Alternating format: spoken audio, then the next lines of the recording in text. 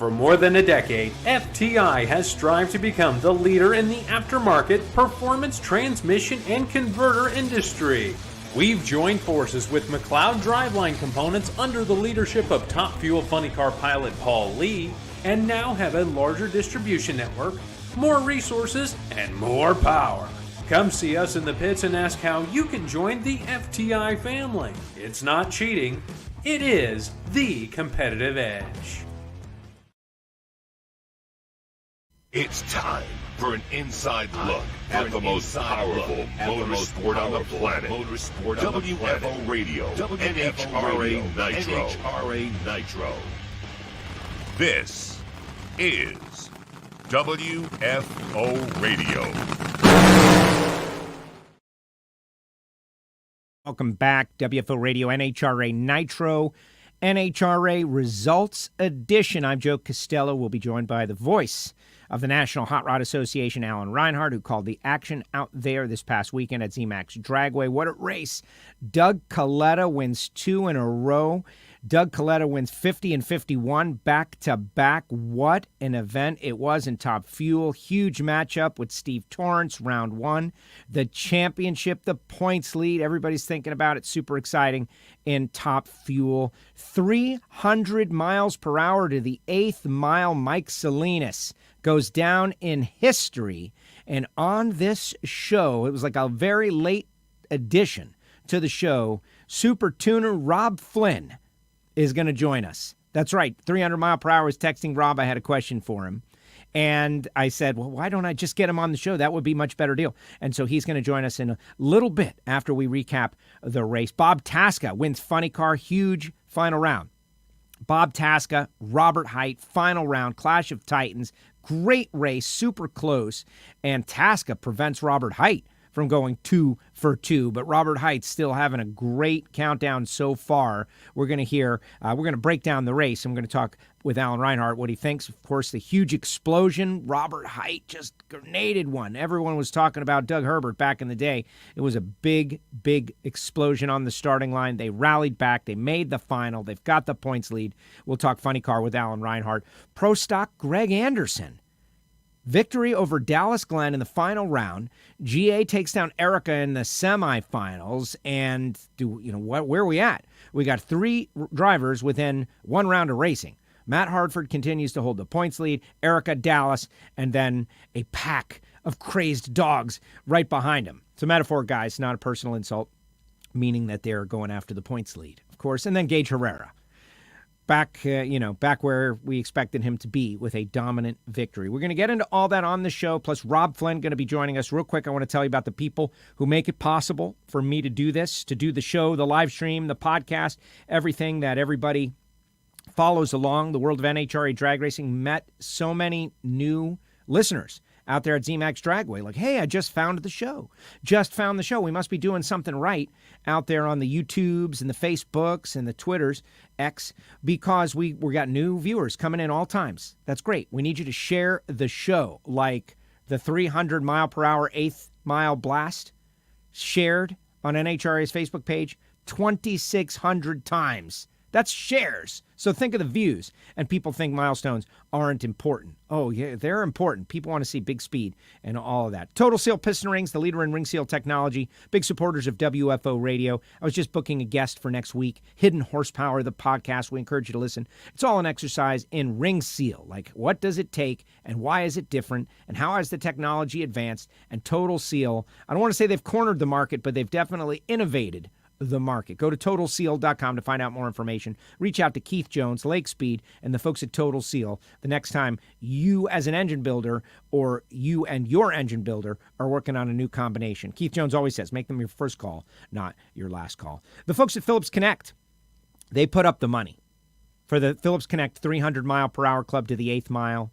And what a great program. Jim Epler out there on the stage presenting the check to Mike Salinas. Mike Salinas says there's more in the car. They didn't have to do that. There's a whole 300 mile per hour club. There's going to be bonus money to all the entrants of it. They didn't have to do that. They gave these teams something to shoot for. They shot and they scored. Amazing. And Phillips Connect, they always score as well with their smart trailer technology. Sensors over the road connected to the internet so that you can keep track of your trucks and your trailers and whether they're loaded or not, whether they're safe or not, what's going on with the mechanisms of the machinery out there on the highways and byways of the good old United States of America. Go to phillips-connect.com. You can email me, Joe, at WFOradio.com. If you'd like a personalized introduction, I can put you together with the folks at Phillips Connect. Amazing, amazing stuff. The folks at Foggit, big supporters of WFO Radio. This is something for racers. Racers, gunsmiths, anybody that's got something made of metal that want to prevent corrosion at the microscopic level. But really, it's for the inside of your cylinder walls. You spend all this money on Total Seal rings and a Rottler hone and all of that stuff, but then you're not going to protect it. At the end of the night, you put it away in the trailer. It's basically a hot box, causes condensation on the inside of your cylinders, and next thing you got rust and you're wearing away all that hard work and effort. Foggit fixes the program. They've got a contingency program at the divisional level, FOGGIT, Gary Stinnett, Steve Williams working together, and the logos are showing up more and more out there at the NHRA. But it should be for bracket racing. It should be for anything, go-kart racing, whatever you've got where you want to keep it protected. Go to foggit.com to find out more information and follow them on social media. The folks at FTI Performance Transmissions and Torque Converters, you heard a little bit about them right at the very start of the show. How about Paul Lee? Nice weekend of racing for Paul Lee. And they always win with FTIperformance.com. They got the whole driveline industry kind of cornered. But for automatics, with big power, ProMod, Top Sportsman, Top Dragster, FTI is on so many of the winning cars. If you're looking for an automatic transmission, go to FTIperformance.com to find out more information. And then there's Bernie Speed Shop. This is Josh Hart's 100,000 square foot palace of speed up there in Ocala, Florida, where it's a dealership really for exotics, for classics, for luxury cars. They sell on consignment. So if you're looking to sell a car, you should reach out to them and they'll move it for you. And then everybody will be happy. But if you're looking to buy, they're selling cars as well. They do e-bikes, they do frame-off restorations, they make movie props. It's really an amazing thing, and we got to see it in person earlier this year. Go to bernies.com, follow their social media. You will not be disappointed. Later on in the show, we'll tell you about samtech.edu.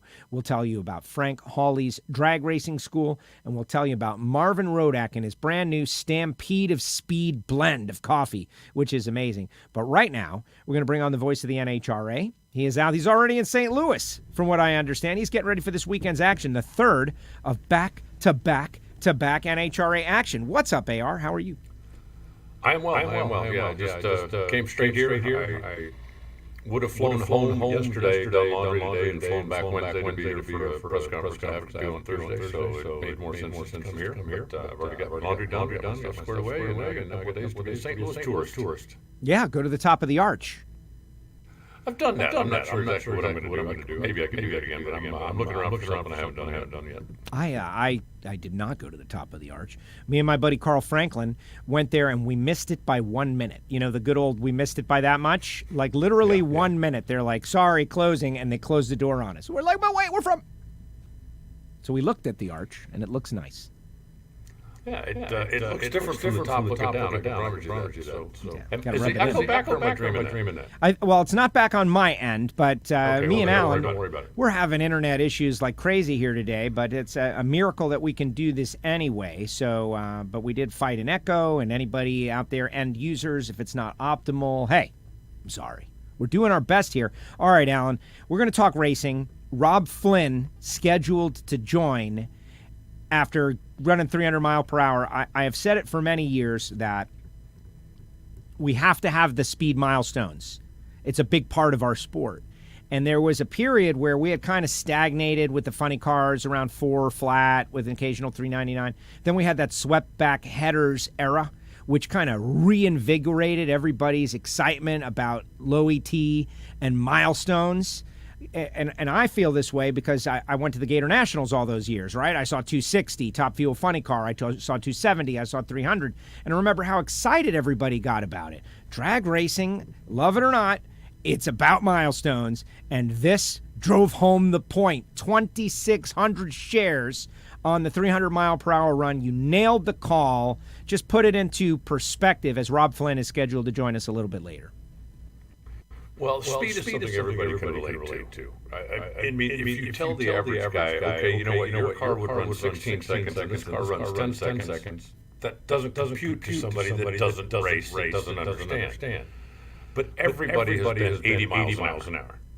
Now, when you tell them this car goes 180 miles an hour, that raises your eyebrows. This car goes 280, that really raises your eyebrows. And when you tell somebody this car goes from 0 to 300 miles an hour in 2.9 seconds, that's something I think that people, even if they can't personally relate to it, you can understand it. If you know what 60 miles an hour is, you know what 80 miles an hour is, then you can kind of put your mind in what is 5 times 60 miles an hour, right? What is 4.5 times 80 miles an hour?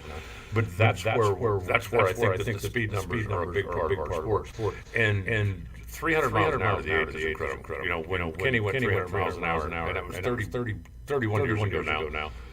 Everybody, well, that's it. No more miles, because they're never going to go 400, they're never going to go 350, and without restrictions, they almost certainly would be going 350 by now. But to be able to say, okay, instead of going 300 miles an hour in a quarter, they started going 300 miles an hour to 1,000, and now 300 miles an hour, and really impressive. All right, so I saw some people out there in the chat section, including, how great is it? We have like a technical advisor who is also a Super Gas winner at zMAX Dragway. What's up, Dawson? Getting it done in Pawpaw's car, but he said you were echoing, so I made a setting change through the software. Hopefully that fixes the problem, and maybe it will. And if not, we'll make another change. We'll do our best. But, yeah, so I always did nitro school with Nicky Bonafonte, and when I want to impress somebody, I feel like the easiest thing to understand is 0 to 100 in less than a second, because everyone's been 100, whether they admit it or not. 0 to 100 in less than a second, and then they can be like, well, how can you possibly get there to 100? But 0 to 300 in 2.9 seconds all of a sudden feels like a really good thing to say. The 8th mile mark, and of course, Rob Flynn, tuning the car, Mike Salinas driving the car, and they say they've got more, Alan. They've got more than that. Well, I think the key, and I don't know, I don't want to ask Rob about this, and you know, there's a check mark. If you're familiar with the way the graphs work, when a nitro car leaves, speed meter goes up. And then you've got to kind of calm the tower, the tire get back in control. So they roll the timing over, and that climb, that the meter kind of flattens out a little bit for half a second or so, and then takes off again. And if you could get that out of it and make them accelerate linear, go quicker than that. They'll go 0 to about 120 in the first second. But in the second, they only pick up about 80 miles an hour, give or take. They pick up more for second number 2 to second than they do from one, because out there you got downforce now, and you can start with power to power. That's where the big G's are coming and all that. And I'm just purely speculating, but I'm assuming that they found a way to lessen the check mark in the middle there and keep the acceleration more linear. Exactly. Are you on your laptop or are you on your phone? I'm on my laptop, but I've got my buds in. I think everyone is saying there's still an echo. Can you switch to your phone? Sure. Yeah, they're saying they're out there. They're saying there's a like, I think it might have something to do with hotel Wi-Fi, is what I think. You know, in the end, it is what it is. And I see our celebrity guest down there, and celebrity guest was going to join around 1:30, but maybe he's ready to go early. Give me a thumbs up if you're ready to go early, celebrity guest. Let's bring on the first crew chief to run 300 mile per hour to the 8th mile, Mr. Rob Flynn. What's up, Rob? Hey, Joe. How are you today? I am great. And the audience out there, please tell me, audio quality of Rob and myself, and hopefully he's not echoing. All right, how meaningful is this to go 300 to the 8th? Oh, I think it's huge. Philip's going to put a target out there, and I think a lot of the teams are shooting for it. I mean, you have to have perfect conditions and perfect track, and it's probably even bigger than I thought it would be. So it's an incredible thing to do. Yeah, amazing. And Mike says that you've got more, that there's more, that 338 was unbelievable. But do you agree? Is there more, or is the driver just super excited about what he's put together? Well, I think on that particular run, it did put a cylinder out 4,000 feet, and it looks like a tiny bit early. It's hard to say that we go 338. So, I would say that there's always more, because everyone said that you couldn't even do that. So there's always more out there. It's just the conditions all depend on it, and then the circumstances of everything being near perfect to make that kind of a run.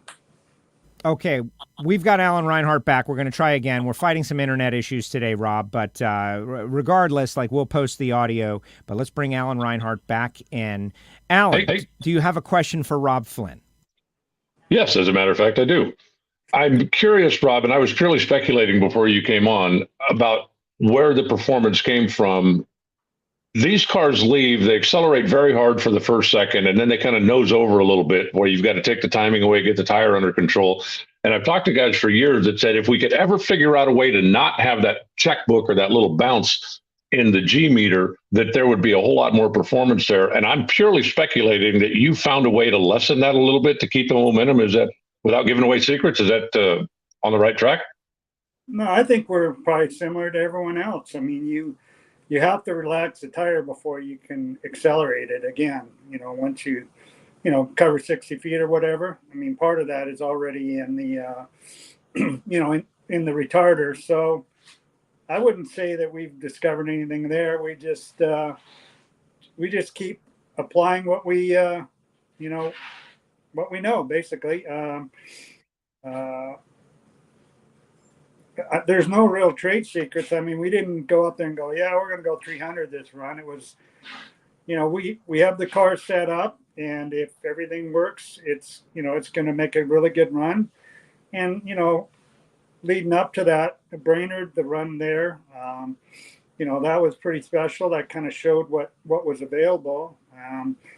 That run ran 297, and we certainly didn't get all of that run. And so we knew that with the changes we were making, going into Charlotte, that we would have a better chance to run better. And then kind of the first two runs, the car didn't really respond. It was first run, the motor looked terrible. So we just kept working on that, and it got a little better, but then it was wearing the clutch out. So that's not conducive to making those kind of runs.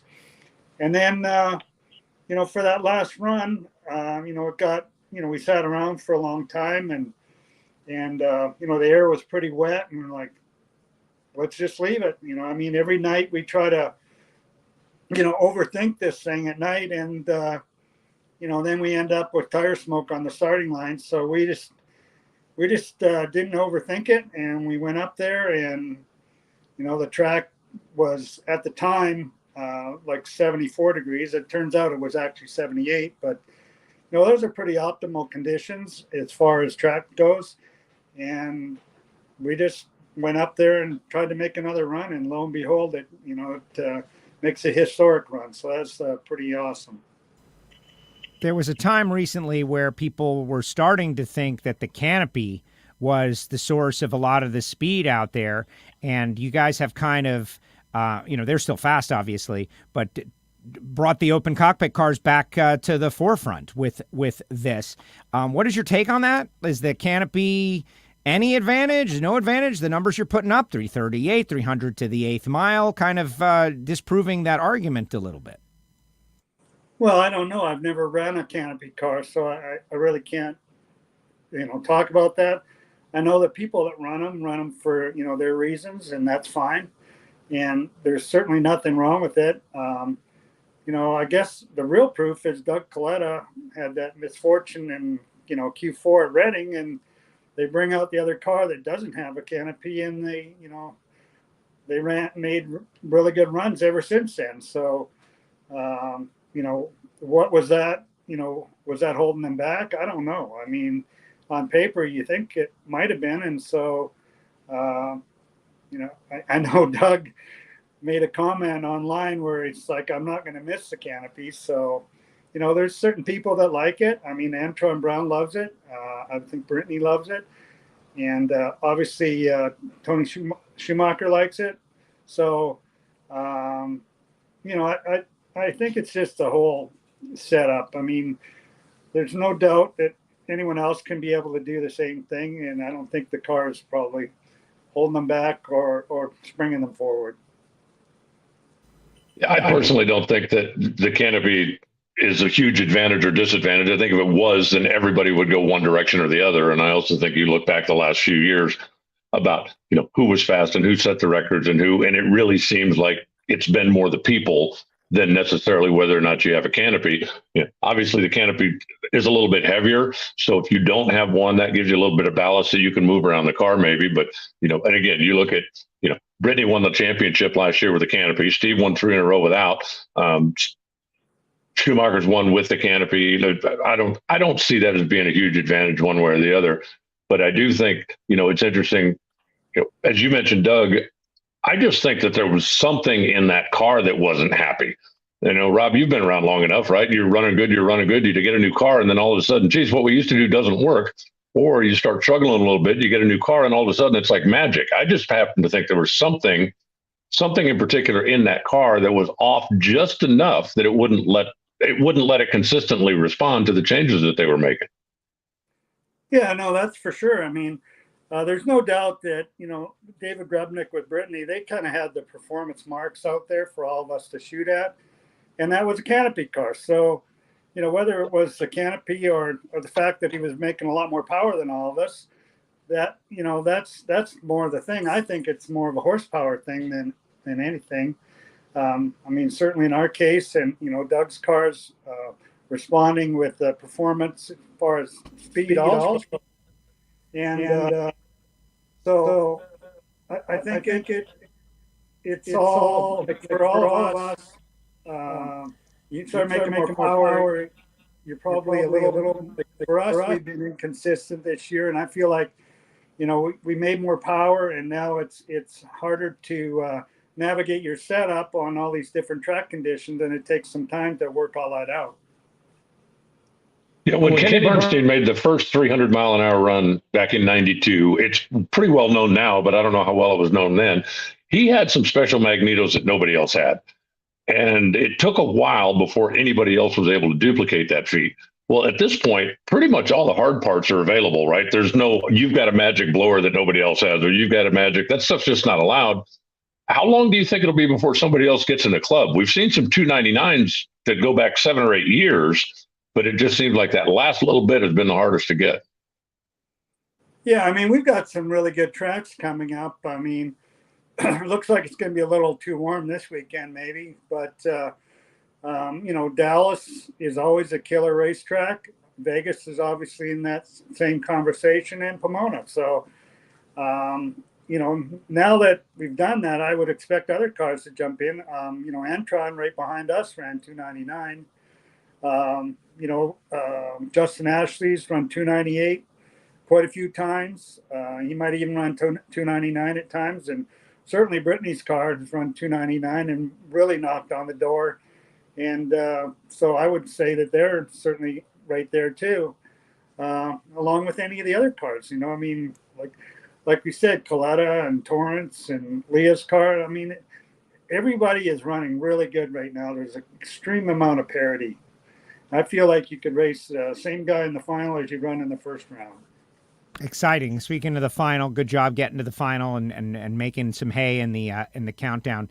What prompted this is I was texting Rob about where he was for the Bernstein 300 mile per hour, because I've started, Alan, the 300 club, like the individuals who were in attendance for both. I being one of them, of course, right? Like, it's really self-serving just to decide, like, how exclusive is the club? Rob, tell me, or tell everyone what you told me about where you were for Bernstein's 300, because you're in the club. Yeah, I was in Gainesville working for Darrell Gwynn on the Coors Light car. Michael Brotherton was driving at that time. And I don't know if Kenny didn't run quick in the first session or what, but I was up there watching. And I know we had a pretty good weekend that time. I certainly can't quote any of the times we ran, but yeah, I was there watching it, and that was pretty significant to see that happen. So, yep. You're in the club. I'm in the club, and we're going to find out who else is in the club. Reinhart, were you there for Bernstein's 300? I forget. I was not. No, 92 was the first year that I was traveling with NHRA, working on the Sportsman shows with Bob Fry. But my first year, we did 12 races, and Gainesville was not one of them, so I wasn't there. I'm sorry, Alan. You're not in the club. That's a bummer. Yeah, that's okay. Nah, I know. It's a totally. I was in the grandstands. Me and my dad watched Bernstein. 301 comes on the board. We were shocked. We were stunned. We were excited. It was amazing. I was there. I'll remember it forever. It's burned onto the back of my brain, seeing Bernstein go 301. And now I have the same memory. In your case, though, it's more of how everyone swarmed you on the starting line to give you congratulations. Like seeing the car, hearing Alan and Brian, and then watching everyone just attack you, Rob. That's my memory for this one, because I think we were all just super happy for you as an individual to get this milestone. Like, you're connected to this forever. And I think everybody, and that was the response. But you were right in the middle of it. What was that like? Oh, that was totally incredible. I mean, obviously at first I didn't know about the 300 part because, that wasn't announced right away.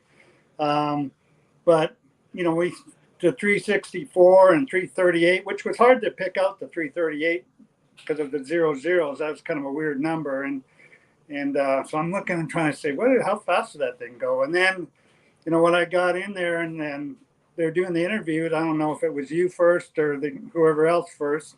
And then Troy Fasching was standing there going, it went 300. He's voicing that to me, 300 in the eighth. And I'm like, whoa, okay. And then, so it kind of hit me right then when he was doing that. So, and then of course, the questions came out and everyone's mobbing you and it's just unbelievable moment for sure. And you say you didn't really set the car up any different trying to make that thing go faster to the 8th mile? No, I mean, we went up there and we've messed up plenty of night runs this year. And so we just tried to not overthink it. And, like I said, from Brainerd, we knew how fast it went there, and we made some changes coming into the event, but nothing in particular for that run. I mean, we didn't just go, oh yeah, we're going to go 300 this run. We just wanted to fix the problems. Like I said, it was hurting the motor. It was wearing the clutch out. I mean, all these things that were certainly not conducive to making that kind of a run. And, we were just trying to fix our setup, and lo and behold, here we, by not trying too hard, we make this fantastic run. Let's talk about the rest of the countdown. People are in the chat, right? Garlitz told me years ago that the day we go 340, people will be asking about 350. It's just the way it is. And I get it, and I'm that way too. But everybody in the chat wants to know, could we see a 340 this year? Could we see a 3.59 this year based on the way all these cars are running? It sounds like you think we might. I don't know about the 359 thing. That might be a little far-fetched right now, but 340, you never know. I mean, like I said, the car dropped a cylinder on that run, and, it might have shut off a little bit early. So I don't know what it would have ran that run, but I'm sure it would have been a better 338 anyway, at least. And, there's other cars that can run fast. I mean, it's hard to say. Like I said, Dallas, Vegas, Pomona, very fast tracks.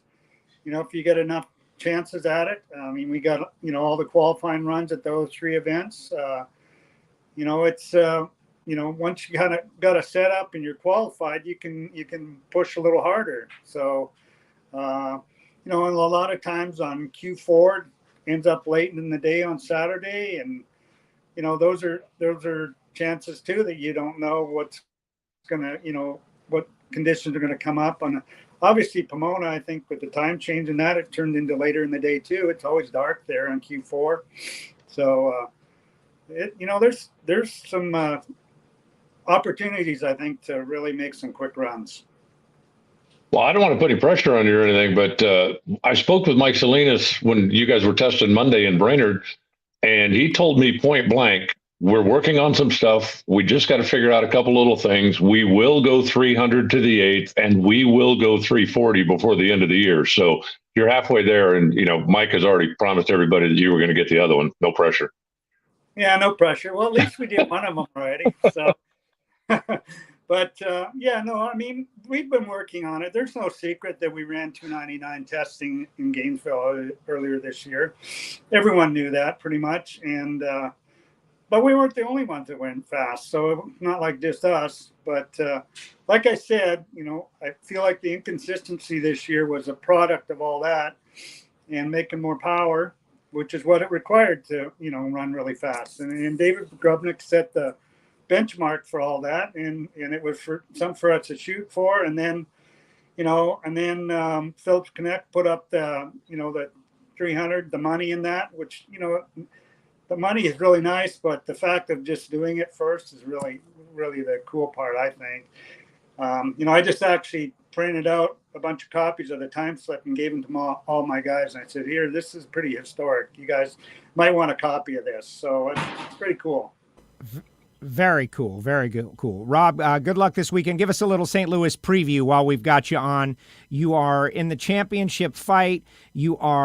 Mike is 7th, 119 out of the lead, but Doug has won the first 2 races, and he's 63 ahead of Torrence. So if they were to stumble, it is a pretty close pack right behind. What's your St. Louis preview? Well, I think it's, hopefully it all comes.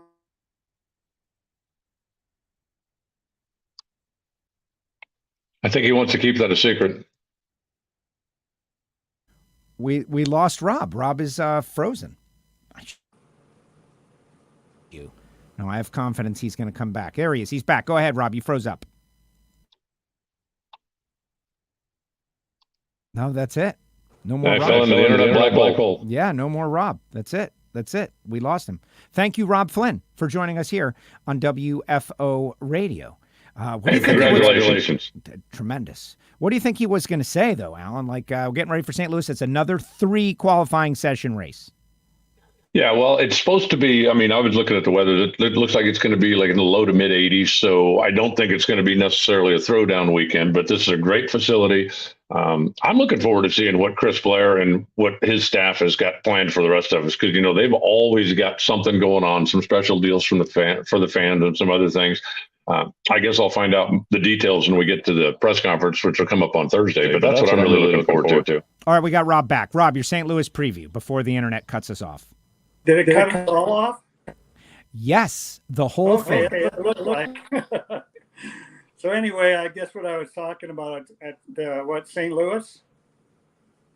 Yeah, there's an extreme amount of parity, and it's going to be a tougher race because it's it's supposed to be fairly hot there, and it's probably anyone's race when it's hot, and we just got to make sure that Doug's not winning all around, so he doesn't just run away with everything. So, there's a lot of really strong cars, and I think it's anyone's race. It'd be for the fans and everything. It'd be great if it comes down to where there's a whole bunch of cars in the conversation at Pomona. That would be extremely exciting for the fans. Maybe not so much for the racers, but we're all fans, so that'd be really cool. Very cool, Rob. Okay, thank you very much. I appreciate you. Thanks for jumping on here today, and congratulations on this amazing historic milestone. Thank you. So always good to join you guys. Thank you. Thank you so much. See you in a couple days. There he goes, Rob Flynn, with us here on WFO Radio. Rob did like a great interview with us, Alan, right before the pandemic, right before we switched to this video format. And it was really just like his whole life, his career, his time with Daryl Gwynn. That's back in our archive. You can find it on SoundCloud. But guy's a lifer, drag racing lifer. And to see him get this opportunity to reemerge, and now as a as a leader in terms of performance and speed, it's awesome. So congratulations to him. Very exciting. Yeah, it is. He's been around a long time. He certainly paid his dues, and he's a sharp guy. He'll, always pays attention to what's happening, not just with his car, but what's happening with the field and what the trends are and what he could do to make his stuff better. He's not the biggest, flashiest guy out there, and I think that's why a lot of people overlook him a little bit when you get into the conversations about, smart guys that are out there making it happen. But, when he throws down something like that, it's impossible to ignore. Well, he's Canadian. Right, they're very understated. Right, they're very calm, understated. Yeah, so was Dale Armstrong. Speaking of the first 300 mile an hour. Up is that? Oh, there it is. The Canadians are dominating this. The kings of speed. Way to go! Way to go, Canada. All right, let's talk about the race results though. Starting off with Doug Kalitta, Alan Johnson. I just watched the broadcast, and Alan seems over the moon. Doug over the moon. Like they've been working on this thing, and they finally break it out there, and they now won 2 in a row and looking very strong. But everyone, we've all experienced over the years the other shoe dropping, and so can't start shining up the championship trophy just yet. Still a long way to go. Oh, no, you certainly aren't going to start shining up the trophy. Don't send it to the engraver and have Doug's name put on it yet. But Alan Johnson over the years has shown that when he gets onto something, he usually can keep it going. And I firmly believe, whether anybody will ever admit it or not, that there was just something with that car, that chassis, something that was on that chassis that was not exactly doing what they wanted it to do. I remember a number of years ago, we're going back into the Winston years now, when Alan came out second year or third year, and they struggled a little bit the first couple of races. And we were at the ale house, I think, in Gainesville. And I told Alan, I said, you should take that car and turn it into a coffee table, because it ain't worth a damn as a race car, but I bet it'd make a good coffee table. And he told me, there's nothing wrong with the car. The car's fine. The car's perfect. There's nothing wrong with the car. 2 races later, they discovered something in the chassis that was just, instead of being at 12 degrees, it was 11.5 degrees, whatever. some minor little minute thing that was not quite right. They brought out a new chassis and poof, it was like magic. It was so, that's my belief, whether it's true or not. But they rolled out the new car, and every time it's been down the racetrack, it went in the 60s, with the exception of Q3 when they leaned on it to see how far it would go, and ended up smoking the tires. So I think they've got a car now. I think they've got they've always had a pretty good setup. It doesn't usually take Alan that long to find the winner's circle when he gets together with a new team. But if you will look back historically, once he does find the winner's circle with a new team, he gets there on a pretty regular basis. So I'm not ready to put Doug's name on the trophy just yet, but I will tell you that I think that he, not just because he's won the last 2 races, but I don't know that he would have been a part of the conversation when we were going in before he rolled that new car out. Let's just put it that way. I don't know that, if you'd have said, give me your top 5 championships, I don't think Doug's name would have been on that list before he rolled the new car out. And now he's on everybody's list, and top 2 probably. Yeah, absolutely. Won the first 2 races, got over, 2-round lead. If we're talking Pomona rounds, if we're talking regular rounds, it's a 3-round lead. You got Torrence, you got Justin Ashley. Torrence, had the marquee matchup, right? They had trouble qualifying, qualified 12th, back in the pack, had to run Doug and lost by a microscopic margin. Justin smokes the tires, so they're kind of stumbling out of the gate in the countdown, but all that hard work that they did during the regular season and those mission points kind of keeping them in it, and they're not, but they need to go now. They need to step up. This weekend at St. Louis, you cannot have 3 bad races at the start of the countdown. That would be, well, depending on what happens with Doug, but that team needs to get it going. There's a couple of teams that really need to get it going, and they need to have Doug have a tough out one way or another. Well, yeah, they definitely need to slow him down a little bit. Keep him out of the semifinals for a race or 2 would certainly be helpful if somebody can do it. But we've been watching as of late. It seems like there's always 1 or 2 of the real marquee cars that struggle in qualifying and give us that first round, holy smokes moment. With Alexis this weekend, right? It's like, are you kidding me? If you would have told me that team was going to come in here and struggle as hard as they did this weekend with the funny car, there's just no way, except it happened. And so, we'll wait and see who it happens to next. I think you can have a mulligan, maybe a mulligan and a half at a countdown. I don't think you can have 3. So Justin Ashley needs to get it rolling. And, we made such a big deal about all those too fast, too tasty points. And here's the thing to think about. Low ET of 1 session is exactly the same award as a too fast, too tasty win. So if somebody goes out there and runs low ET of Q1, Q2, that's 6 points. That's like winning too fast, too tasty challenge. Too fast, too tasty challenges. And so those points now become very, very important. And there's a lot of guys out there that are going after them. Yeah, Robert Hight said that they were going for him. Everyone's going for him. That's how you win the championship. It's been amazing. Top Fuel, just so close competition. Just looking at the point standings in the ladder, thinking about who's still in it. I think there's a lot that are in it, but Brittany 106 out. Austin Prock made a bit of a move, but those teams at the top of the points, they're the ones that control their own destiny. Leah Pruitt also had a good race as we head to St. Louis. A lot of people asked me about the 3 qualifying sessions, Alan, and it's in the chat a lot as well. zMAX and St. Louis, both 3 qualifying session races. I honestly, admittedly, don't understand the methodology. I kind of thought that all the countdown races would be 4 qualifying session races, but that was incorrect. Do you know what makes one a 3 qualifying session race and another not? Well, I get the question pretty regularly in my announcer email too. It's like, how come my race doesn't, or how come this race doesn't? And I will tell you actually the same thing I tell them. They make those decisions a few floors above my office, if you catch my drift. So no, I do not know everything that goes into that. I do know that when we came out of COVID and we had gone to 3, the discussion then was we would like to work our way back to doing 4 at every event, but it's not going to happen overnight. And I think you see this year we're doing 4 qualifying sessions at more events than we did last year. And I believe that trend is going to continue. I think we're going to continue, to keep going until hopefully we get back to, the full 4 at all of them. But that's a decision that's made above my office. Yeah. Well, I know some people out there in that giant office up there, they check out the show. A lot of people are buzzing about it. Like, it's a hot topic. Fans want to know why, what's going on, what's the question, why are we doing this, especially in the playoffs? And it is a good question to answer in a clear way, like why one race gets 3 and another race gets 4. And obviously we got to pay the guys for going down the racetrack. Like, that's a big part of it. It costs money to go down the racetrack, and so you got to pay them.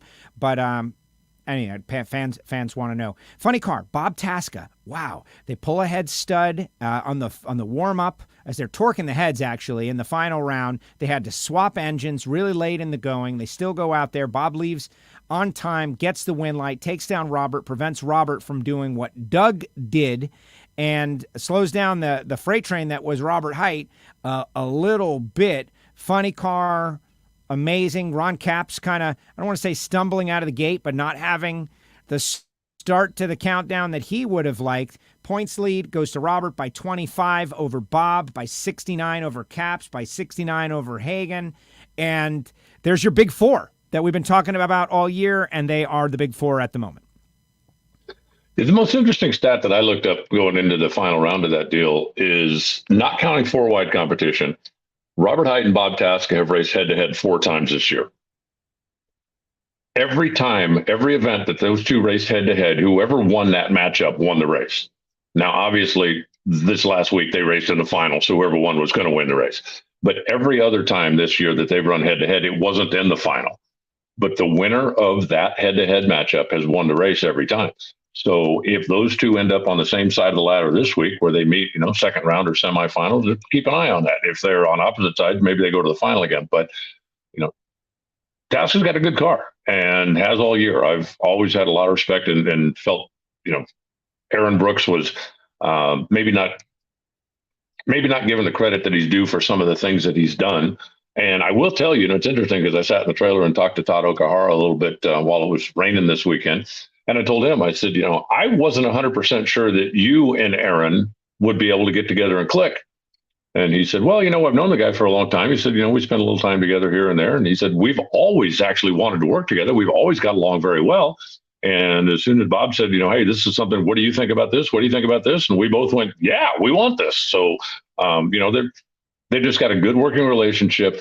And like every two crew chiefs, you always seem like the best combination is you have one guy who really wants to just go for the throat every time. And you have one guy that's a little more on the conservative side.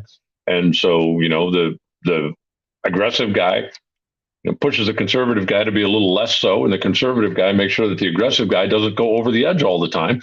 And that always seems to be the best combination. Those two guys right now are doing pretty well. I still think Robert's probably the favorite. I still think, Hagan, from a pure performance standpoint, maybe has the best car. Guido's been the most consistent all year. So, those four, I firmly believe the champion is going to come out of those four. And if I had to pick a favorite, I'd, Robert by an eyelash. But I don't think that one of them is clearly head and shoulders above the rest right now. Yeah, you can't shine a flashlight between them. It's amazing, the level of competition, and for Bob to get up there into that mix. But just so everyone understands, who's who in that analogy? Who's the swing for the fences guy, and who's the conservative one among Todd Okahara and Aaron Brooks? Who's who? Aaron is the home run hitter guy, and Okahara is a little more on the conservative side. But the two of them look like they make obviously they make a great pairing. They really do. They make a great pairing, and that was pretty awesome. I just watched the TV show, seeing those guys get out there. While we're talking about burning nitro, let's talk about, since we just did like some NHRA business, the Tony Stewart DQ. Everyone's buzzing about it. I want your take, because it happened right before the big rain delay. And so I heard everybody's opinion, right? And it was pretty much split 50-50 among the people I spoke with between rules are rules. It doesn't matter who you are. If it's X and you're above the tolerance, you have to be DQ'd. Like, that's just the way it is. You cannot make a special ruling for a person, no matter how happy we are that they're there or how good a job they're doing promoting the sport.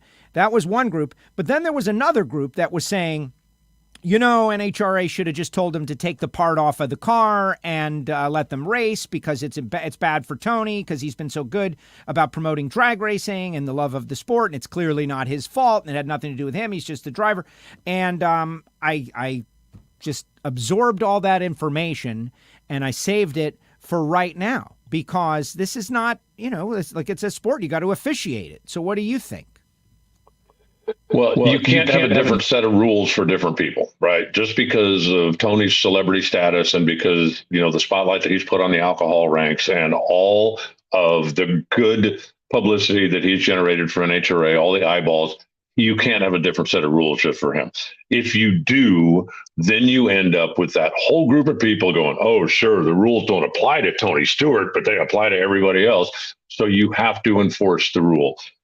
As far as exactly what happened, I have not spoken to the McPhillipses or to Tony. Just didn't get a chance. Once we got back to racing, I basically never got out of the tower the rest of the weekend. So, my understanding is they bought some parts that had been modified by the previous owner that they didn't know had been modified. They put them on the car, and it's like, and what the casual fan doesn't understand, the rule in the book for the alcohol cars says something to the effect of, unmodified parts as supplied by the manufacturer is what's required in the class.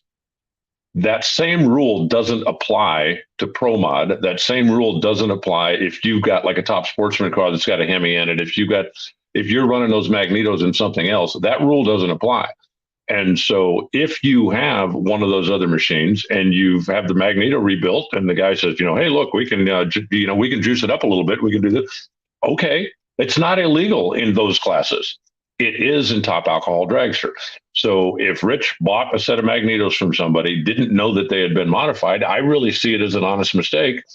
And I also think that, you have to enforce the rules, but there have been times when some has been caught blatantly cheating.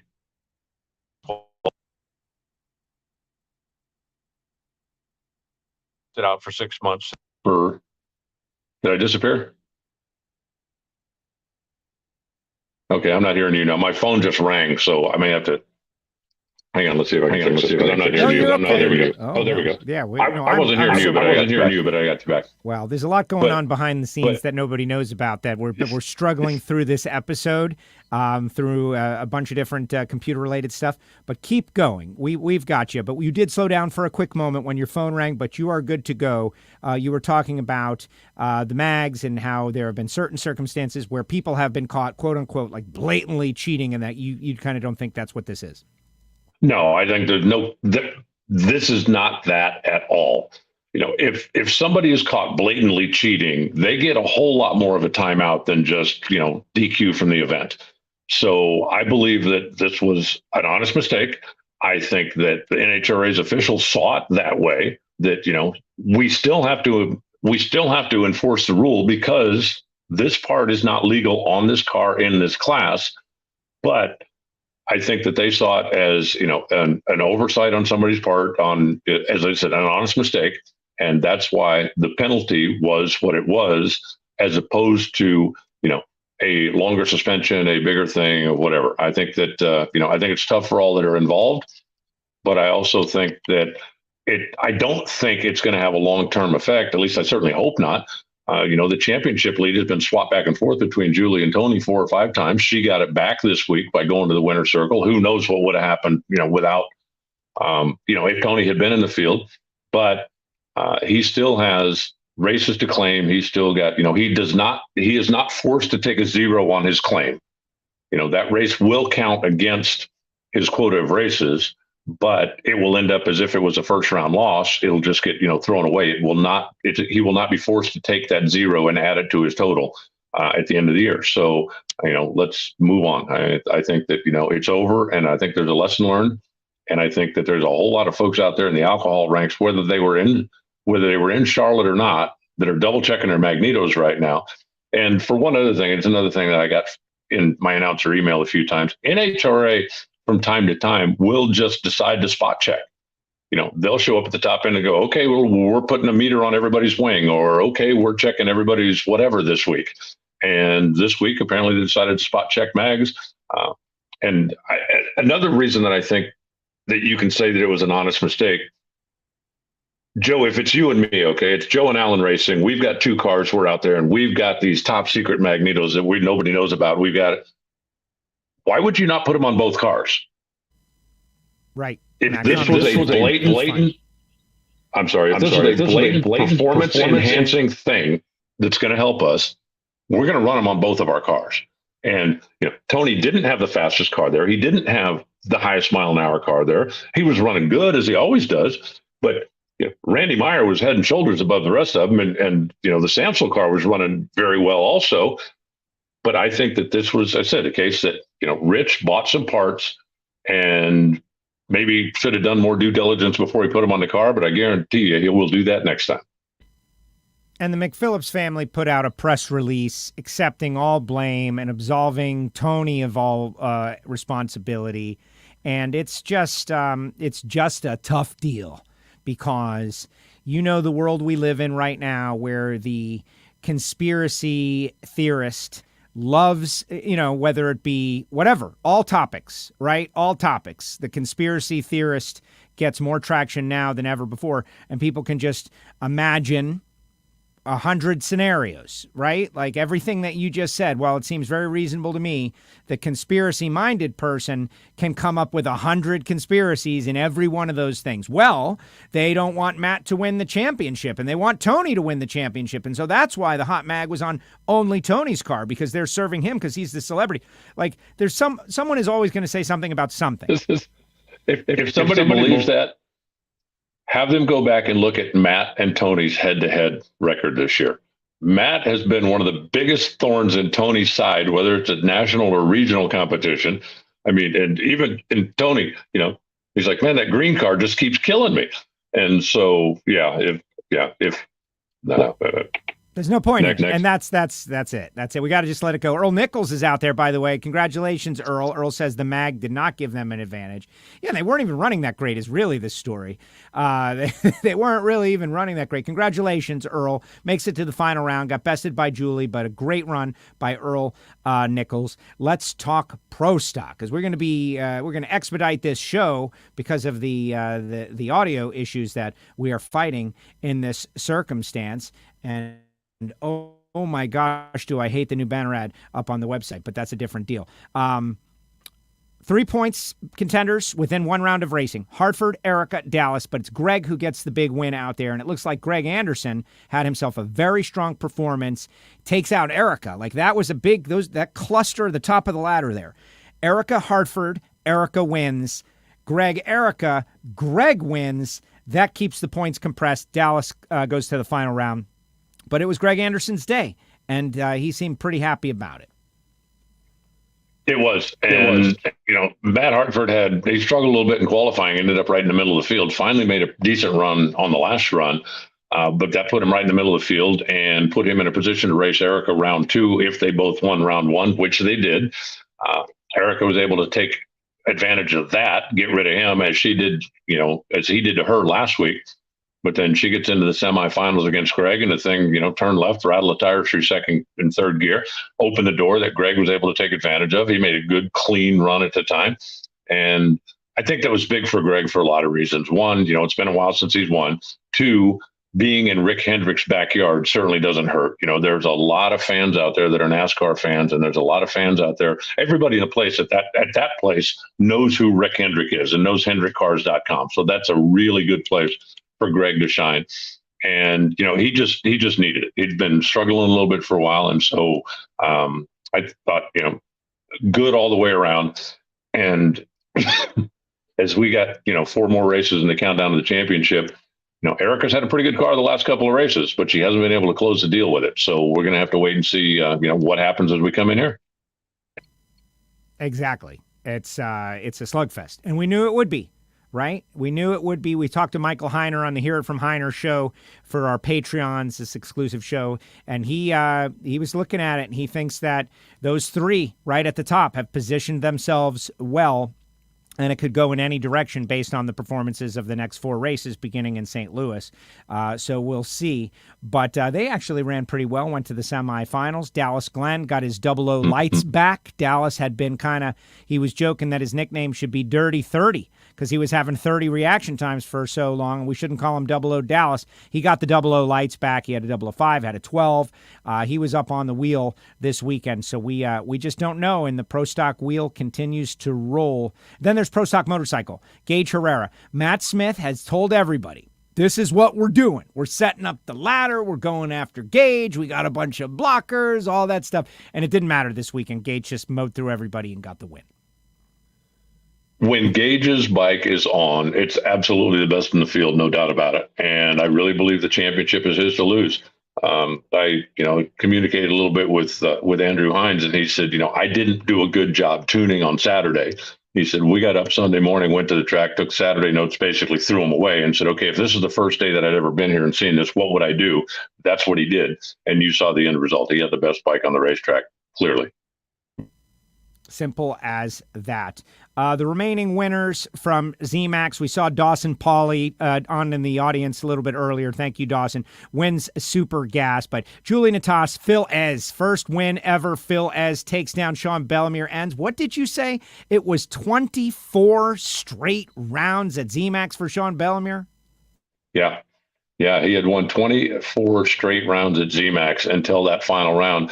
And I mean, when you've got, 47 to a 47 or 48 to a 48, I mean, just an incredible race. And, good on Phil. His car was running good. There were a lot of cars that were running in the 40s.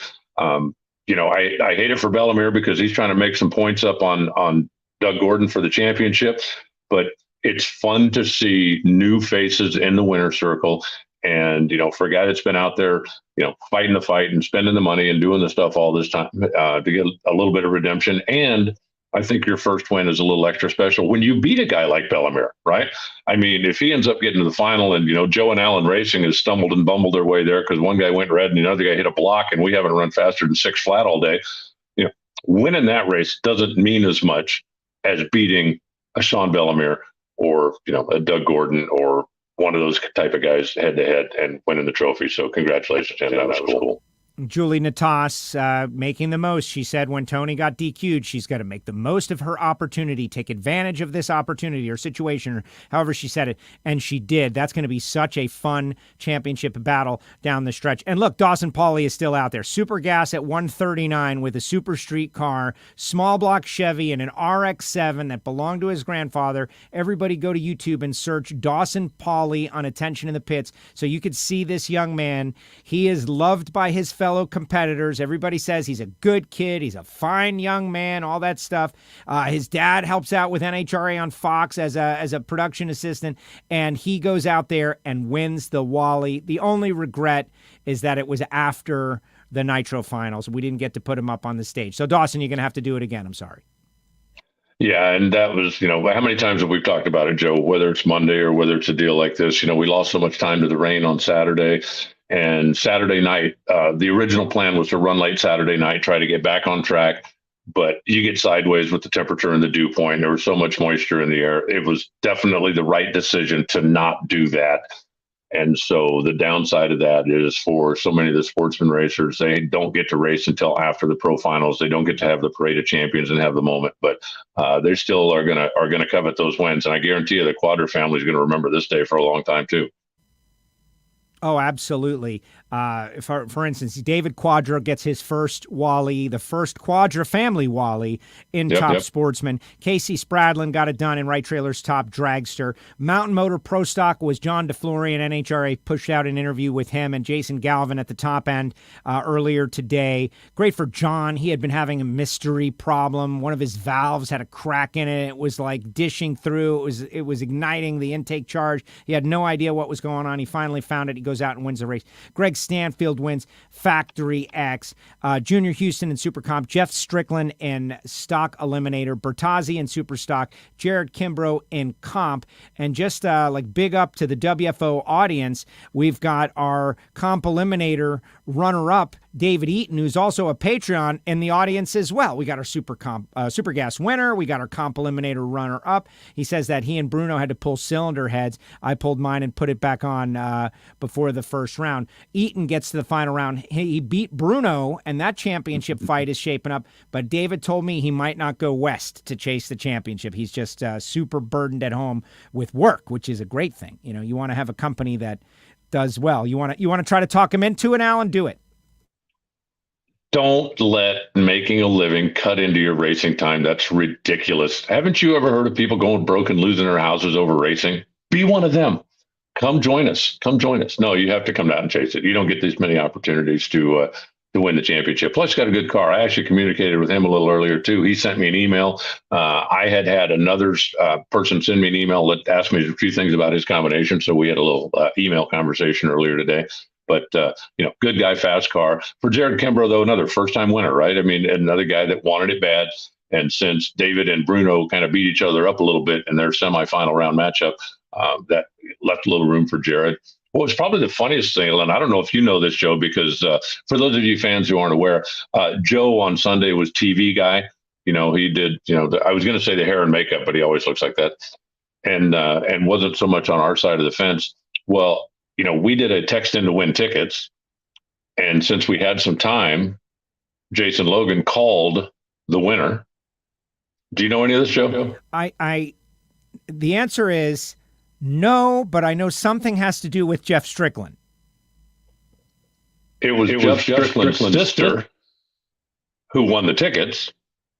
And so I pulled an impromptu audible and I said, well, I'll tell you what, if your brother wins the race, we'll make it 4 tickets instead of 2.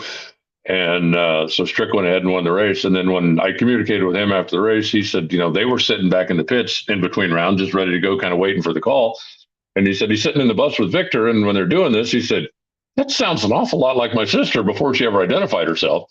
And then when she said, they started laughing about it. And when it's like, okay, we're going to double the tickets. And Victor's like, well, you have to win now, right? So anyway, it was just kind of a little lighthearted moment, but it was, I thought it was interesting. And we gave away 4 tickets instead of 2. So. Well, I think that's great. And I love that bit, you know, when Jason calls the member of the audience, and sometimes they're on the property, sometimes they're watching on NHRA.TV, which makes them ineligible. But in this case, it was both, and it was fun stuff. No, it was a great race, a lot of fun, a lot going on. And yes, working over there NHRA on Fox is a different wrinkle after the normal NHRA TV experience. But believe it or not, Alan, there are people who are not happy about it. I get texts all the time like, hey, why aren't you on NHRA.TV? What's wrong? Are you alive? That kind of stuff.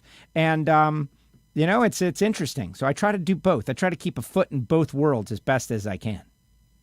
Yeah, that's funny because the people that watch NHRA on Fox also send notes in and they go, hey, can we get the girl back? You know, just send her back over with 100%. Like, that is the most common joke. I walk into a pit area to do an interview. That is assigned. And the first thing they do is like, oh, you're not Amanda. And I'm like, no, I'm not Amanda. Yes, I know. Make all your jokes. Get them out of your system because this is how it's going to be this weekend. You know, it's tough stuff, but I can deal with it regardless. Alan, great job as usual. And we get to do it again in, days. Looking forward to it. Like I said, I'm in St. Louis. You can tell by my backdrop, this snazzy hotel room, and got my laundry done, got everything squared away, got ready for my press conference. So I got a couple of days to be a St. Louis tourist, and I'm going to try to find something that I haven't done before. So and for anybody that says go to the Budweiser Brewery, if you think I haven't been to the Budweiser Brewery, then you don't know me. So that's something that I might do again. But I'm looking for a St. Louis thing that I haven't done before. If you got a suggestion, shoot it to me, announcer at NHRA.com. All right, so there's one more question down there in the chat section, and I just figure I'll ask it, right? Because we got a big audience out there. We want them all to subscribe and click the bell and follow along and write a review on the podcast catchers. And this is kind of interesting. There was some news about Jason Line driving an elite pro stock car, and that was a hot topic in the pits. I know you are friends and colleagues with everybody involved, and it's kind of an interesting pro stock story, right? I like the tabloid pro stock stories that are out there. So what do you think about that?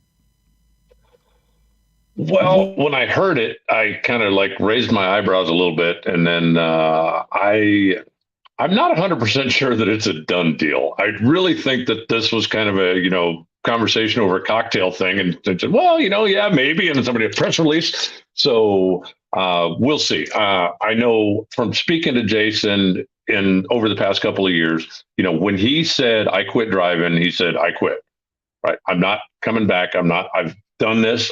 It's something that I dreamed about. It's something I got an opportunity to do. I had far more success than I could have ever imagined. Chapter closed, and I'm going to move forward. You remember when Derek Kramer got COVID a year ago or 2 years ago, called Jason and said, hey, I need somebody to fill in one right. Please come drive my car. He said, no, not interested. Nope. And that's when I called Tanner Gray and had him come back and drive it. So I don't know. If he decides to get back behind the wheel, then, I wish him the best of luck. And I think it'll be interesting to watch and see what happens, but I'm not convinced that it's real. Let's just put it that way. Excellent. Good answer. There you go, Mark. All right, Alan. Great job as usual. See you in a few days. Enjoy your time. And yeah, everybody, give him suggestions. Flood that inbox with suggestions of things to do in St. Louis. I like to go to the Hill and eat Italian food. I'm definitely going to do that at least one night. But whatever you're going to suggest to me, make it something that I don't have to walk because I hurt my foot bad enough last week that I'm gimping around a little bit. I saw that. What happened? I saw you you at the start of the weekend. It wasn't nearly as bad as it was late Sunday. No, it happened Saturday night. So no, I was fine during the weekend, but no, it happened Saturday night. It was, there was these terrorists that were trying to hijack a busload of nuns that were delivering toys to the orphanage, and I intervened and saved the day, but I hurt my foot. So good story. That's how you do it, folks. Listen to Reinhart right there. Whatever actually happened, nobody cares. Don't let the truth get in the way of a great story. I'm glad you saved those nuns because those kids finally got their toys, Alan. Good on you. I will tell you that I told that story to somebody that knows me pretty well, and nobody will ever believe that. I said, okay, wait. A guy was trying to hijack a beer truck, and he goes, now we'll believe that. Now that sounds like a time when you would get involved. But no, it was just the typical stupid thing. I hurt my foot. I'm not going to die, but I'm going to be limping around for a couple of weeks. Well, feel better. take a cab or an Uber wherever you're going. All right, Alan, be good. Thanks. See you. There he goes, the voice of the NHRA, Alan Reinhart, joins us each week right here on WFO Radio. And to everybody out there in the audience, thank you so much for signing on. Got a couple more things I want to tell you, but today it's been a bit of an anomaly, like maybe you're not noticing, but I did get some reports of some audio echo. I don't know why. Is it the net? Is it a computer? Is it just a weird thing? Sunspots, solar flares? Who knows? But we're doing our best to minimize it. It's not always like that. We're doing our best as we can. I'm like muting things behind the scenes. And I just want you to know that we are experiencing a slight anomaly. But maybe it's happening right now that I'm no guests, just me. Or maybe it's gone, which is kind of what I thought it was. I do want to say, though, that, yes, Italian food on the hill is the best, and I'm super excited to go there and enjoy. I did want to push back on Mark's comment, joining Elite and leaving KB Titan. Okay, so that is not really the way to say it. Several years ago, it has been years now, Jason, moved away from KB Titan. He's never been part of KB Titan. He was at KB Racing. He was part of the day-to-day operations, and then he just kind of backed out, and he ran the dyno, and he did some projects for them, and he has been kind of slowly moving in a direction where he was not part of that team anymore, and that has been the case for a long time. So don't make it seem like he walked out of one building and into the other, because that's not really what happened. That's not the case.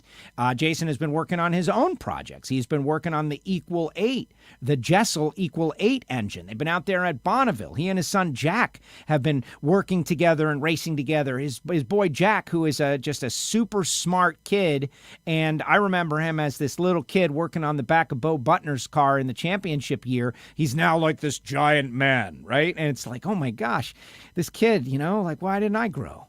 That's really what I think. I think, what happened to me, man? Why didn't I grow? I just stayed the same.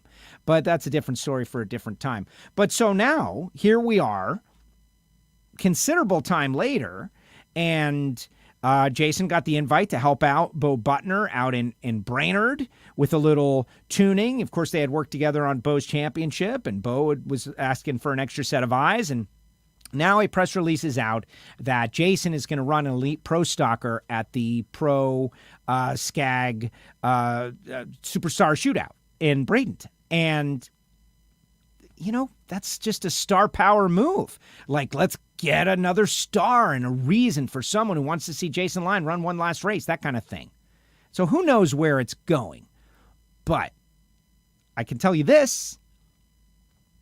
If you want to call them tabloid stories or whatever you want to call them, intrigue, celebrity stories, whatever it is, something other than win lights and points and nuts and bolts, people are liking it. People are talking about it. People are talking about pro stock, and that's never a bad thing if you like pro stock and you're in pro stock. Simple as that. All right, put your comments in the comment sections, guys. Put your comments in the comment section. Final thoughts, comments on everything, while I tell you about a couple of other WFO sponsors, people who make this podcast and live stream possible. First of all, we need you all to subscribe. We got to see those subscription numbers go up. However you're watching the show or listening to the show. Most of our audience is audio only. Apple Podcasts, Spotify, SoundCloud, or the WFO Radio mobile app. I don't talk about our own mobile app as much as I should. We were the first in the industry to have a mobile app for your iPhone or Android phone. Every show, everything is on this mobile app. If you want to watch the videos, you can watch all the videos. If you want to hear the podcasts, you can watch all or listen to all the podcasts. It's all there. Also, if you want to get some WFO merch, you just click on merch, and it's going to bring you right to the WFO store where you can find everything. It's really great. I love our mobile app, and you can even find out who our sponsors are on there. Like Frank Hawley's Drag Racing School. The Dragster Adventure makes a great holiday gift. Think about all the people who have never driven a dragster and that amazing experience they would have. Go to frankhawley.com to find out more. It's ridiculously cheap for what you're getting. Sorry, Frank. I hate to say it that way, but it really is. You show up at a racetrack, you make 3 runs, 1 half-track, 2 full-track passes in a dragster. You're interacting and learning from Frank Hawley. They can even set up a race for you if you want to race your buddies. It's all, that's an upcharge, obviously. The Dragster Adventure at frankhawley.com. I'm pushing it for the holidays, and if it's not too soon for Lowe's and Home Depot to have their Halloween stuff out, it's not too soon for me to be talking about the holidays. Which brings me to Marvin Rodak and Rodak'sCoffeeandGrills.com.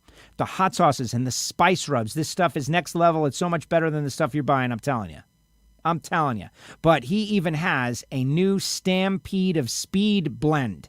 That's right. The Stampede of Speed is coming up at the Texas Motorplex. I'm going to be there for the entire run, Thursday to the following Sunday. And Marvin Rodak's going to be at a lot of it as well. If you're in the area, plan to swing by Rodak's and buy like pounds and pounds of coffee.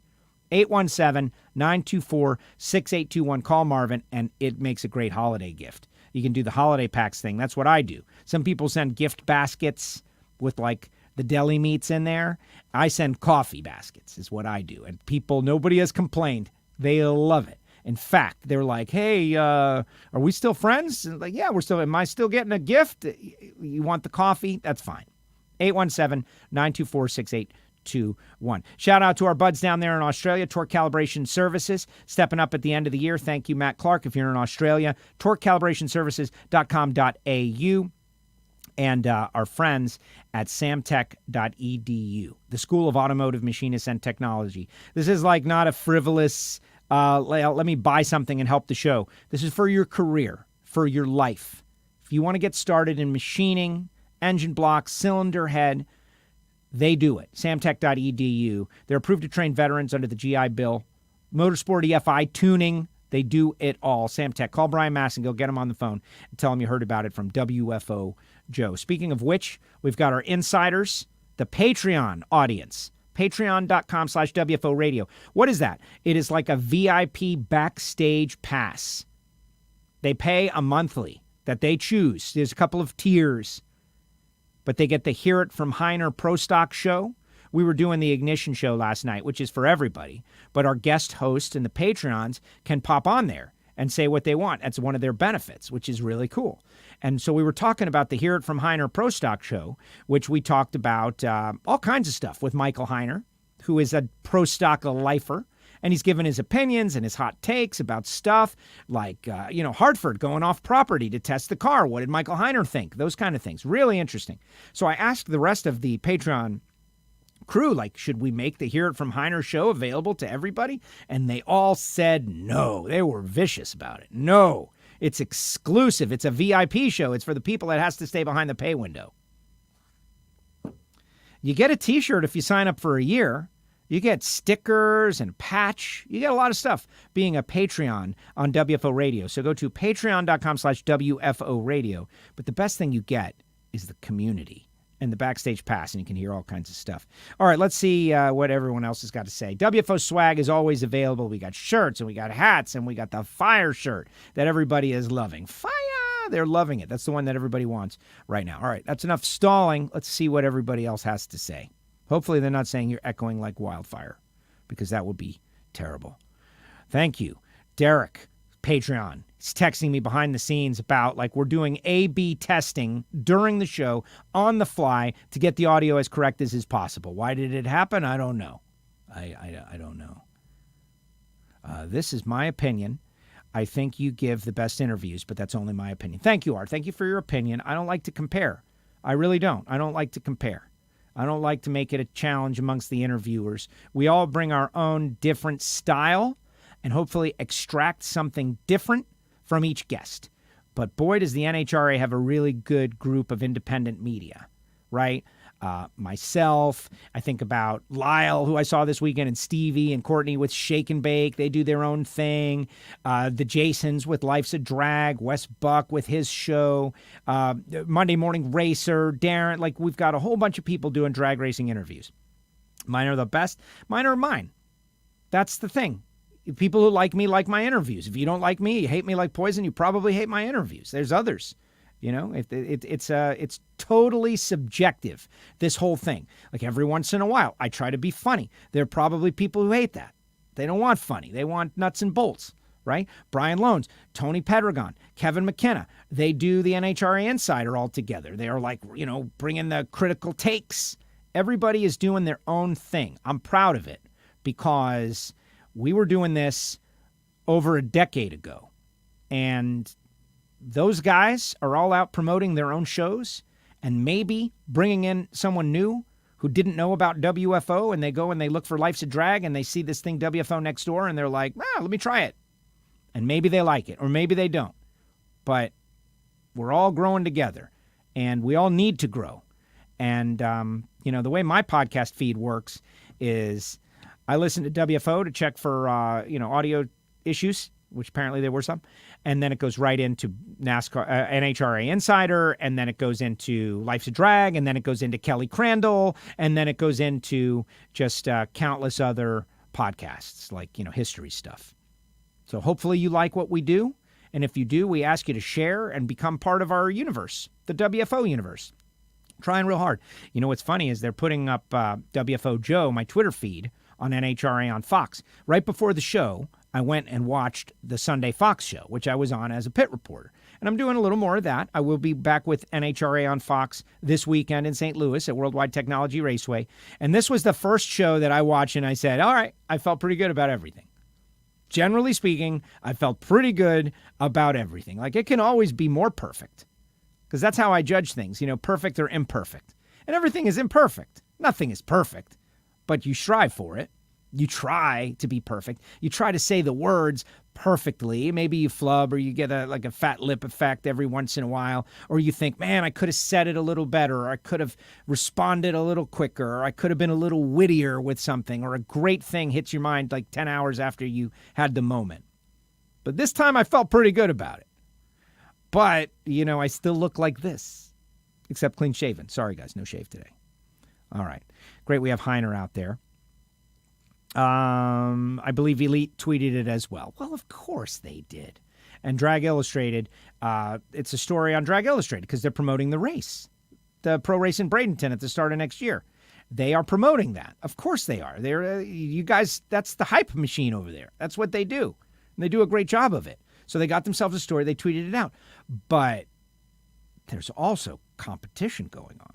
And anytime you can perhaps get into the psychological state of your opponent, that's also part of this. And you don't have to go very far to hear how much effort goes into disturbing the psychological state of the competition that's happening every second of every day that they're racing. People saying things to other people to disturb their psychological state. It's a good thing. It's fun. But, when you're on the end of it, you probably don't like it. T. Brooks says, even with the audio issues, great episode as usual. Well, Rob Flynn, right? This shows you how dumb I am. I'm texting Rob Flynn, congratulations. And then while I'm texting him, I'm like, he's going to answer me on text? Like, let's invite him on the show. And he just comes on. That's why he's not in the artwork. But Rob Flynn, Mike Salinas, Aaron Cave, that whole team over there, they went up there, and Mike Salinas is drag racing's fastest man. And Brittany Forrest is drag racing's fastest woman. And he's kind of coming for the title. She's drag racing's fastest person. And why should we make these silly distinctions? Just because it's something to talk about. Thank you, T. Brooks. I appreciate it. We were trying. I wish you could see me behind the scenes struggling. It was full of a show full of struggle today. Hopefully it wasn't terrible. Monica, great show, great travels. Thank you so much. Thank you, everyone, with the wonderful compliments on our program. We try very hard. We're like the mom and pop store here, guys, going up against the big giant corporations out there. Like, we've got a little general store, and we're set up next to a Walmart, and we're trying. And we're actually doing pretty well. The last segment of the show should be wrapped around Faggot. Just like I should have a can of Faggot in my hand the whole time while I'm just talking to people, right? I'm talking about Gary Stinnett and Steve Williams and how this product is changing the game of people out there running, and that bracket racers and just regular engine people should have a can at least sitting around at all times, because all kinds of stuff pops up with which you can use this to save the day, and is just vastly superior to anything you've used previous to this moment, says Billy. And so now I'm going to hold the can. Look at that. Danny Fox just got the app. Go to the app stores. Go to the app stores, right? And look how shaky I am. Yeah, wonder why. A little hyper-caffeinated here today. Let's see. Joe, FYI, your video is kind of screwy too. The brightness is constantly shifting. I noticed that. I think it's the internet. I even adjusted my light. I think it's the internet. Hey, Jim, you don't think it's a miracle that we can do this, that I can sit in my studio and broadcast out to the world and connect with Alan and Rob Flynn? Like, it's amazing that we can even do this. So that's the way I choose to look at it. But yeah, we're always chasing perfection, and this was imperfect today. Time for Alan to fix Joe's computer. Honestly, Jim, that's probably part of it. I think maybe I'm taking an update in or something. Maybe my internet access is a little slow today. Or maybe there's sunspots. Back in the radio days, that was the blame for anything technical. Yeah, it just shifted right there. Anything technical was sunspots. Because I had a pretty good career in sports talk radio, AM radio in Miami, and, you know, from board operator up through on-air host. But anytime things got funky, sunspots. Answer the phone, QAM, yeah, something's weird. Sunspots. Because that's what it was. It's like watching Wes Buck, but he turns bright red, not bright white. So, you know, deal with it. That's my answer. We have, you know, the equipment that they're using on NHRA on Fox is very expensive. It's very expensive stuff. That's why broadcast costs so much. WFO Joe late as usual. Missed the first half. We'll have to go back and catch up. It's all right, Wayne. Good deal. Wayne participating with the Hear It From Heiner show. A couple of good questions about wheelie bar adjustment height. Soldier on, set your course. Thank you, Jeff. I often wonder, am I doing the right thing here? Just here for the cats, says Scott. Yeah, maybe one of the cats like walked in and stepped on something. That's very possible. If Jason drives for Elite, that's a special kind of hate towards Greg. Is it? I don't know if it is. I don't think that's fair. So because you're with the New York Yankees, you can't go play for the Boston Red Sox? You know, I guess it all depends. Like there was a large gap between the two. Jason's been quasi-retired for a considerable amount of time. Business isn't personal, right? Like which movie is that, right? Like, and certainly in The Godfather, you're taking this very personal. Jason's going to have the living. He's got to make a living. He's got to make money. Maybe not a living. I'm sure everybody assumes that Jason is like a millionaire. But his area of expertise is what? What's his area of expertise, right? You know, engines, engine development, pro stock. Okay. So he happened to work for the biggest pro stock team at the time, and then he left. Okay. And now he's got all this knowledge and ability, and what, he can just never use it again because going to the other pro stock, I don't know, because I don't even know that any of that stuff is happening. I'm just thinking out loud here, guys. I don't know that people should take it that way. That's the way I look at it. And maybe you could have some animosity about it, but I wouldn't reveal it. That's another thing. Like if I did, and I don't know that that's happening, and I don't think it is, but even if something bothers you, you shouldn't tell the world. You know, I know people are like, oh, I want to be real. Everything that bothers me, I'm going to tell the world about it. Well, okay, good. You do that because then the world knows exactly how to bother you. Lauren says, do you think Tony Stewart can still win the NHRA Top Alcohol Dragster Championship even though he DNQ'd this past weekend? The answer, Lauren, is absolutely. Absolutely. Definitely a bump in the road. I think it's more of a PR hit. And really the only thing that I think it does is it's aggravating to Tony Stewart because it becomes a clickbait story for people who have Google ads all over their websites. Like, I really don't think any legit hardcore NHRA people have anything negative about Tony to say on this. Part wasn't in spec, got punished. McPhillips family put out their own press release absolving him of any responsibility. Move forward. Move forward. Keep battling Julie Natas. And who's it going to be? Is it going to be, and there are others too, but it's looking like Julie Natas and Tony Stewart are in a battle for the World Championship in Lucas Oil Top Alcohol Dragster. Randy Meyer and McPhillips Family Racing. Like, that is a great story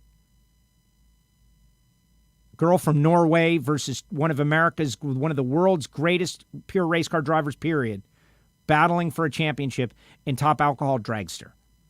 Don't overthink it. Just get right back into the racing, and we'll see. It's the last thing you do at the track when it's over. What is? I don't know. I don't know what he's saying. What is the last thing I do?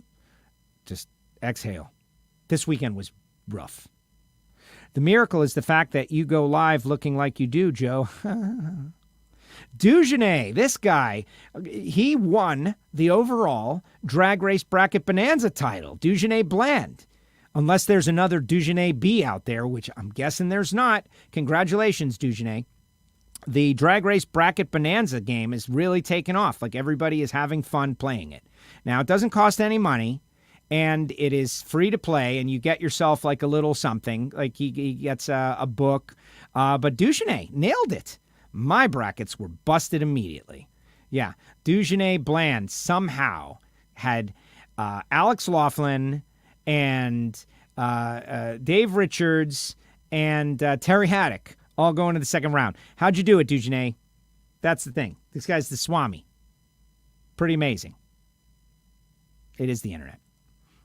All comments are coming in. Hope that Tony Stewart can still win the championship. Yeah, a lot of people rooting for Tony. A lot of people rooting for Julie. Great show as always. Can't wait to see you in Dallas. Yes, guys, get your Stampede to Speed tickets. I won't hate you. I don't hate.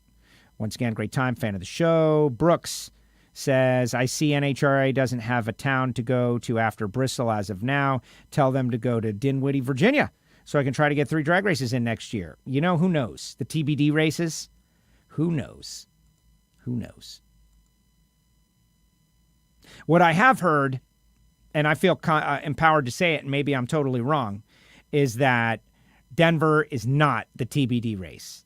So for those of you looking at the schedule thinking Denver, maybe Denver, I have spoken with, and Alan Reinhart has said and spoken with, and I've heard from enough people that the folks at Bandamere have said that, you know, they don't want to have people come from all around the world to experience the final race at their facility and have this emotional thing, and then it's not the final race. Like, they're not going out like that. So I have been told that TBD is definitely not Denver.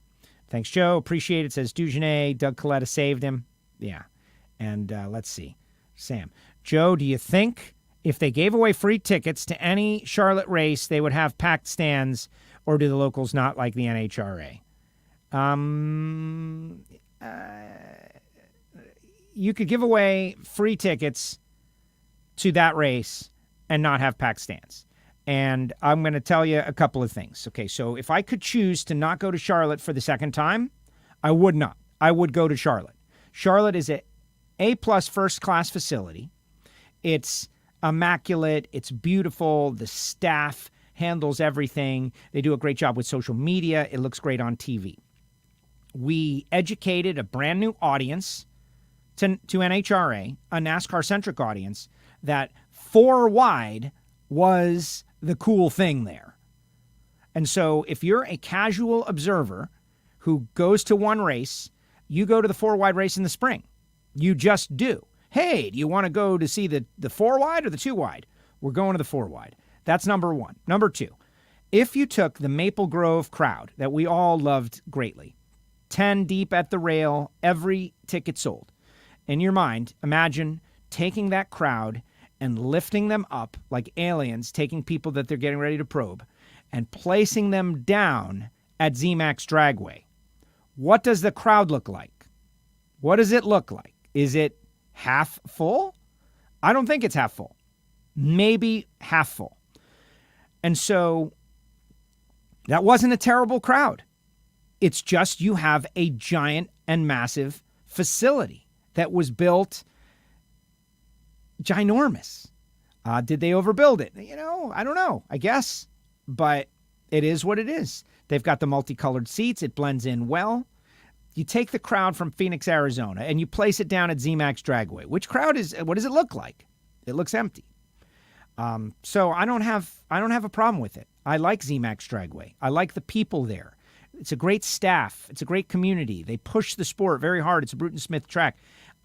you got the NFL going now. The NFL is tough, guys. I know we all love racing, but battling up against the NFL on any given weekend, anywhere, all these concerts. We had bands out there hanging out with us, and they were like, we're in concert tonight. Like, there's only so much time to do so many things, so much energy. And the fall race at zMAX is lighter than the spring race.